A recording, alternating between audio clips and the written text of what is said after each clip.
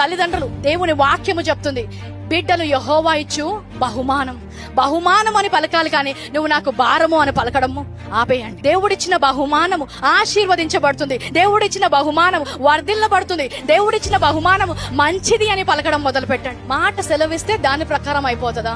ఇది మనము రుజువు పరుచుకుందామని ఒక ప్రయోగం చేశారంట. గాజు పాత్రలు తీసుకొని వండిన అన్నం పాత్రల్లోకి కొంచెంగా వేశారంట. మొదటి దానికి ప్రేమ అని పెట్టారు, ఆఖరి దానికి ద్వేషం అని పెట్టారు. ప్రేమ అనున్న పాత్రకి రోజు వెళ్ళి ఆ శాస్త్రజ్ఞుడు గాజు పాత్రను చూసినప్పుడల్లా ఈ బియ్యం ఎంత బాగున్నాయి, ప్రేమ గల మాటలు పలికేవాడంట.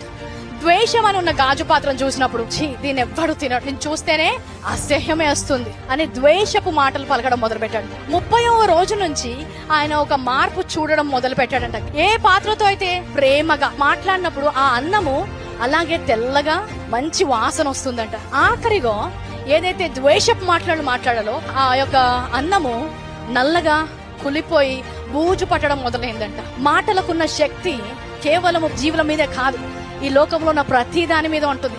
అందుకే క్రీస్తు కొండలతో మాట్లాడాడు, తుఫాన్లతో మాట్లాడు, వాతావరణంతో మాట్లాడాడు. ఆయన మాట్లాడినప్పుడల్లా కూడా దాని ప్రకారం అది జరిగింది.